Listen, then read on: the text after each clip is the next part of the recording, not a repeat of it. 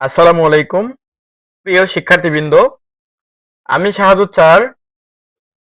English second paper পরীক্ষায় আমার suggestion থেকে কত পার্সেন্ট কমন আসছিল এটা নিয়ে একটি ভিডিও ক্লাস নিতে চলে আসলাম এবং দেখাবো আজকে সরাসরি। আমি আমার ছাত্রছাত্রীদেরকে বলেছিলাম প্রথম 8 থেকে 10টি এবং যেগুলো স্টার মার্ক আছে এগুলো ভালো করে পড়তে হবে। প্রথম 10টি মানে এই পাশে প্রথম 8টি কোনোভাবেই ছাড়া যাবে না। আর যারা রিস্ক নিতে না চাও, যদি কমন না আসে প্রশ্ন হার্ড করে, তাহলে এই পাশে থেকে 15টা পর্যন্ত এর মধ্যে থেকে দিতে পারে। তো 12টা পর্যন্তই আনাপ। বেশি হার্ড করলে দেখো, যখন দেখা যাবে যে কোনো সারের কমন নেই, তখন এই যে নিচের 3-4টার মধ্যে থেকে আসবে। আমি একটু দেখাই। এই যে প্যারাগ্রাফটা হচ্ছে 5 নাম্বার থেকে আসছে। ডিফরেস্টেশন সবগুলোই কমন ছিল, এগুলো অন্য অন্য বোর্ডে আসছে। ডিফরেস্টেশন চলে আসছে হচ্ছে আমাদের রাজশাহীতে। এই যে ডিফরেস্টেশন, ঠিক আছে। আমি সুন্দরভাবে আমার ছাত্রছাত্রীদেরকে পড়াইছিলাম, একদম সুন্দরভাবে। ইনশাল্লাহ সবাই লিখতে পারছে, আশা করি ভালো রেজাল্ট করবে সবাই। আচ্ছা, এরপরে 2 নাম্বার। এই যে 2 নাম্বারে অর্থাৎ 11 নম্বরে থাকার কথা হচ্ছে অ্যাপ্লিকেশন, লেটার, ইমেইল, তিনটার যে কোনো একটা থাকবে। তো ছাত্রছাত্রীরা এই বিষয়ে তো প্রায় ছাড়, যদি 10টা করে পড়ায় থাকে 30টা পড়াইছে। তো আমি এখন বলি ভাই, এই জায়গায় আমরা তো দুর্বল স্টুডেন্ট। এই যে 3-10-30টা পড়ে পরীক্ষা যে একটা আসবে, ওইটাকে আদৌ মনে থাকবে? মনে রাখতে পারবো আমরা? তাহলে আমরা কি করব? অ্যাপ্লিকেশন আমি যে কৌশলে শিখাইছি, সর্বোচ্চ 3টা অ্যাপ্লিকেশন শিখাইছি। তাহলে অ্যাপ্লিকেশন 3টা দিয়ে আমার সাজেশনের 3টা থেকে 4টা দিয়ে আমার সাজেশনের এই 14টা অ্যাপ্লিকেশন তুমি কমপ্লিট করতে পারছো ইনশাআল্লাহ। শুধু কমপ্লিটই করতে পারতেছো না, এখানে তুমি মার্ক কত আছে? 10। যদি বানান ভুল না করো 10-এর মধ্যে 10ই পেয়ে যাবে ইনশাআল্লাহ। এখানে অনেক পরীক্ষিত এবং প্রতি বছর সবাই যারা ভালো রেজাল্ট করতেছে, ওরা এইভাবে আমার পদ্ধতি অনুসরণ করেই তারা ইংলিশে A+ পাচ্ছে। তুমি কেন পাবা না? আচ্ছা, তারপরে ইমেইল। মাত্র 2টা কৌশল শিখাইছিলাম ইমেইল এবং লেটারের। তো ওই কৌশলগুলো দিয়েই মোটামুটি 12টা শেষ করা সম্ভব।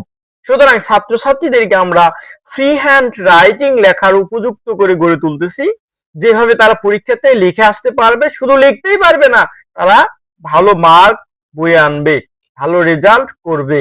আচ্ছা, এখন একটু দেখাই। এই যে 2 নাম্বারটা, আপকামিং এসএসসি এক্সাম অথবা ইউর এসএসসি প্রিপারেশন। একটু খেয়াল করি। Email your friend about your preparation for the SSC, for the coming SSC exam. এই যে আপকামিং আর এই যে প্রিপারেশন, দুইটা একই, সুতরাং 2 নাম্বার আসছে। তো এটাও আমার কমন আসছে 2 নাম্বার থেকে, তার মানে কমন। এখন আমরা চলে গেলাম কম্পোজিশনে। কম্পোজিশনে আমি বলেছিলাম যে তোমরা প্রথম 8টি একদম সেই রকম ভাবে পড়তে হবে। তো যেগুলোতে স্টার মান আছে 3 স্টার 4 স্টার, ওইগুলা কোনোভাবেই ছাড়া যাবে না, পড়তেই হবে। কোনো কারণে যদি কোশ্চেন হার্ড করলে তো সবগুলোই করবে না। দেখা যাচ্ছে মুখস্থ পাঠ হচ্ছে 3টার মধ্যে 2টো কমন চলে আসছে, একটা আনকমন চলে আসছে, সেইগুলো হয়তো বাইরে থেকে আসবে। এই জন্য হচ্ছে এইগুলা দেওয়া, মানে ঝুঁকি নিতে না চাইলে আর কি, তখন এইগুলা। তো যাই হোক, আমরা একটু দেখি। এই যে সবগুলোই কমন, অন্যান্য বোর্ডে এগুলো চলে আসছে। এই 4 নাম্বারটা আসছে আমাদের রাজশাহী বোর্ডে। তাহলে আমরা একটু দেখি। এই যে দা সেশন লাইক মোস্ট, ইনশাল্লাহ এটা কিন্তু দেখা যাচ্ছে 5 নাম্বারের মধ্যে থেকেই, সেকেন্ড পেপার 5-এর মধ্যে থেকেই সবগুলাই কমন। আশা করি সবাই ভালো রেজাল্ট করবে। এখন একটু গ্রামারের দিকে যাই। আর্থকুইক, রিপিটেড কোশ্চেন এবং ইজি একটা টেবিল দিয়ে দিছে, খুবই সহজ। এটা বাচ্চাদের করানো হয়েছে, বাচ্চারা অনেক পড়ছে। আচ্ছা, এটা হচ্ছে রাইট ফর্ম ভার্ব। ভার্বটা পরে দেখি আমরা।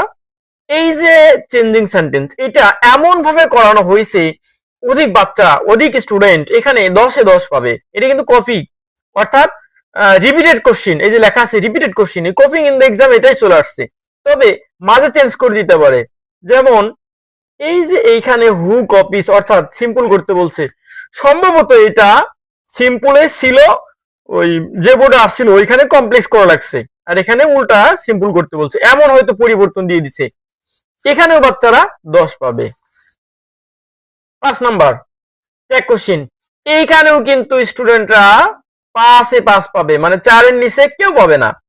তো তবে এখানে একটা মজার বিষয়, মানে শুনে আমারও খুবই কষ্ট লাগে। ছেলেমেয়েরা পরীক্ষা দিতে গেছে, হলে যে শিক্ষকগুলো গার্ড ছিল ওদের সাথে কথা হলো, তো শিক্ষকরা আমাকে জানালো যে ইংরেজি পরীক্ষার দিন অনেক স্টুডেন্ট ট্যাগ কোশ্চেনের উত্তর, সঠিক উত্তর তো লিখতেই পারতেছে না, এটা যে প্রশ্নবোধক চিহ্ন দেওয়া লাগে এইটাও তারা দিতে পারছে না, মানে ওরা জানেই না ট্যাগ কোশ্চেন কিভাবে লিখতে হয়। তাহলে এখন তোমরা বা অভিভাবক যারা আছেন আপনারা বুঝেন আপনার বাচ্চা ইংলিশ গ্রামারের ভিতরে এটা সবচেয়ে সহজ, এটা যদি না পারে তাহলে ইংলিশে পাস করবে কি দিয়ে? তারা মুখস্থ পড়াও তো পারে না, মুখস্থও করতে পারে নাই, 2-3টা করছে পরীক্ষা আসে নাই, তাহলে কিভাবে লিখবে? এটাও লিখতে পারবে না, তাহলে তো পাস করা বিপদ। এবার অধিক স্টুডেন্ট ইংলিশে রেজাল্ট খারাপ করবে। সুতরাং নতুন এবার যারা 27-এর পরীক্ষার্থী হবা, তোমাদের পরীক্ষা ডিসেম্বরে হওয়ার কথা, সুতরাং সেই চিন্তা মাথায় রেখে এখন থেকেই প্রস্তুতি শুরু করো। আর ইংলিশের স্যারের কাছে যাওয়ার উদ্দেশ্য তোমাদের ভালো রেজাল্ট করা। আর ইংরেজি হচ্ছে 200 mark, first paper 100, second paper 100। সুতরাং এটা তো আগে থেকেই শুরু করা উচিত ছিল তোমাদের। তোমরা এখনো যারা বুঝো না, তাহলে এখানে পাস, একটু খেয়াল করো, এই যে এটা রিপিটেড কোশ্চিন, এটা আমার শীট থেকে হুবহুব কমন চলে আসছে, হুবহুব কমন চলে আসছে। এটা 26 প্রিভিক্সের শীট দিয়েছিলাম, যারা নিউটেন অনেকে আছে আমার স্টুডেন্ট, তাদেরকেও শীট দেওয়া ছিল, তোমরা একটু শীট বের করে দেখবা, দেখো এটা কমন আছে কিনা, হুবহুব কমন। আবার হয়তো তোমরা বলবা যে স্যার কমন আসে নাই, তোমরা একটু দেখো কমন আসছে কিনা। আর এটা রিপিটেড কোশ্চিন।